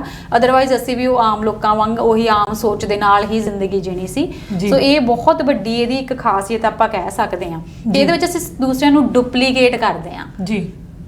ਮਤਲਬ ਇਹਦੇ ਵਿੱਚ ਸਿੱਧਾ ਨਹੀਂ ਹੈਗਾ ਕਿ ਅਸੀਂ ਓਰੀਜਨਲੀ ਆਪਣੇ ਕੋਈ ਟੈਲੈਂਟ ਦੇ ਨਾਲ ਆਉਂਦੇ ਆ, ਵੀ ਜਸਟ ਡੁਪਲੀਕੇਟ ਜੋ ਕਰ ਰਹੇ ਆ, ਜੋ ਮਤਲਬ ਫੁੱਟ ਸਟੈਪ ਲੈ ਕੇ ਇੱਥੇ ਤੱਕ ਪਹੁੰਚੇ ਆ, ਕਾਮਯਾਬ ਹੋਏ ਆ, we are taking the same footstep ji. ਸਾਡੇ ਕੋਲ ਆਲਰੇਡੀ ਇੱਕ ਪਾਥ ਬਣਿਆ ਹੋਇਆ, ਬਸ ਚੱਲਣ ਦਾ ਹੌਸਲਾ ਕਰਨ ਦੀ ਲੋੜ ਆ ਜੀ। ਸੋ ਇਹ ਬਿਊਟੀਫੁਲ ਥਿੰਗ ਹੈਗੀ ਇਹਦੇ ਬਾਰੇ ਜੀ। ਸੋ ਇਸ ਚੈਪਟਰ ਦੇ ਵਿੱਚ ਉਹਨਾਂ ਨੇ ਬਹੁਤ ਜ਼ਿਆਦਾ ਇਸ ਚੀਜ਼ ਤੇ ਫੋਰਸ ਕੀਤਾ, ਜਿਹੜੀ ਡੁਪਲੀਕੇਟ ਕਰਨ ਵਾਲੀ ਆਪਾਂ ਗੱਲਬਾਤ ਕਰਦੇ ਆ ਕਿ ਜਿੱਥੇ ਡੁਪਲੀਕੇਸ਼ਨ ਆ ਨਾ, ਮਲਟੀਫਿਕੇਸ਼ਨ ਆ, ਤੇ ਉੱਥੇ ਹੀ ਆਪਣੇ ਜਿਹੜੇ ਐਫਰਟਸ, ਜਦੋਂ ਸਾਡੇ ਐਫਰਟਸ ਸਾਡੇ ਤੇ ਡਿਪੈਂਡ ਨਹੀਂ, ਡੁਪਲੀਕੇਟ ਹੋ ਸਕਦੇ ਆ। ਕਾਮਨ ਸੈਂਸ ਆ ਕਿ ਉੱਥੇ ਵੱਧ ਇਨਕਮ ਹੋ ਸਕਦੀ ਆ, ਉੱਥੇ ਵੱਧ ਕਾਮਯਾਬੀ ਹੋ ਸਕਦੀ ਆ। ਜਦੋਂ ਮੇਰੀ ਸਕਸੈਸ, ਮੇਰੀ ਕਾਮਯਾਬੀ ਮੇਰੇ ਤੇ ਹੀ ਇਕੱਲੇ ਤੇ ਡਿਪੈਂਡ ਆ, ਜਾਂ ਮੇਰੇ ਐਕਸ਼ਨ ਜਿਹੜੇ ਆ ਉਹ ਮੈਂ ਹੀ ਲੈ ਸਕਦੀ ਆ, ਦੈਨ ਉੱਥੇ ਕੀ ਲਿਮਿਟ ਇੱਕ ਕ੍ਰੀਏਟ ਹੋ ਗਈ। ਪਰ ਜਿੱਥੇ ਕੋਈ ਲਿਮਿਟ ਨਹੀਂ ਹੈਗੀ, ਡੁਪਲੀਕੇਟ ਕੀਤਾ ਜਾ ਸਕਦਾ, ਐਂਡ ਡੁਪਲੀਕੇਟ ਕਿਸੇ ਲੈਵਲ ਤੱਕ ਵੀ ਕੀਤਾ ਜਾ ਸਕਦਾ, ਡੁਪਲੀਕੇਸ਼ਨ ਤੇ ਕੋਈ ਲਿਮਿਟ ਨਹੀਂ ਹੈਗੀ, ਦੈਨ ਉੱਥੇ ਅਬੰਡੈਂਸ ਆਪਾਂ ਕਿ ਜਿੱਥੇ ਕਹਿੰਦੇ ਆ ਕਿ ਉਹ ਕ੍ਰੀਏਟ ਕੀਤੇ ਜਾ ਸਕਦੇ ਆ। That's true. ਔਰ ਇਹ ਮਤਲਬ ਇਹਦੇ ਵਿੱਚ ਡੁਪਲੀਕੇਸ਼ਨ ਕਿਉਂ ਈਜ਼ੀ ਹੈਗੀ ਆ, ਜਿੱਦਾਂ ਆਪਾਂ ਪਹਿਲਾਂ ਗੱਲ ਕੀਤੀ ਆ ਕਿ there are teacher ji who will help you to duplicate. So ਮਤਲਬ ਤੁਸੀਂ ਕਿਸੇ ਵੀ ਲੈਵਲ ਤੱਕ ਇਹਨੂੰ ਕਿੰਨੇ ਆਪਣੇ ਡੁਪਲੀਕੇਟਰਸ ਤਿਆਰ ਕਰ ਸਕਦੇ, it's all up to you ji. ਮੈਂ ਤਾਂ ਤੁਹਾਡੀ ਕੋਈ ਕੈਪ ਨਹੀਂ ਹੈਗਾ, ਹੰਡਰਡਸ ਕਰ ਲਓ, ਥਾਊਜ਼ੈਂਡਸ ਕਰ ਲਓ। ਸੋ ਇਸ ਐਕਸਪੋਨੈਂਸ਼ੀਅਲ ਗਰੋਥ ਹੈਗੀ ਹੈ ਇਹਦੇ ਵਿੱਚ ਜੀ। ਸੋ ਦਾ ਪਿਛਲੀ ਵਾਰ ਆਪਾਂ ਮੈਟਕਲਾਫ ਲਾਅ ਨੂੰ ਵੀ ਟਾਕ ਕਰਦੇ ਸੀ, ਉਹੀ ਸੇਮ ਸੀਗਾ ਕਿ ਇਹਦੇ ਵਿੱਚ ਤੁਸੀਂ ਜਿਹੜੇ ਗਰੋਥ ਹੋਣੀ ਆ ਇਹ ਐਕਸਪੋਨੈਂਸ਼ੀਅਲ ਹੋ ਜਾਂਦੀ ਆ, ਇਹ ਤੁਹਾਡੇ ਉੱਤੇ ਐਡੀਸ਼ਨ ਨਹੀਂ ਹੈਗੀ, ਮਲਟੀਪਲੀਕੇਸ਼ਨ ਹੋ ਜਾਂਦੀ ਹੈ। ਸੰਦੀਪ ਜੀ ਹੁਣ ਆਪਾਂ ਇੱਕ ਛੋਟੀ ਜਿਹੀ ਬ੍ਰੇਕ ਲੈਂਦੇ ਆ ਤੇ ਬ੍ਰੇਕ ਤੋਂ ਬਾਅਦ ਆਪਾਂ ਕੰਟੀਨਿਊ ਆਪਣੇ ਪ੍ਰੋਗਰਾਮ ਨੂੰ ਜਾਰੀ ਰੱਖਦੇ ਹਾਂ।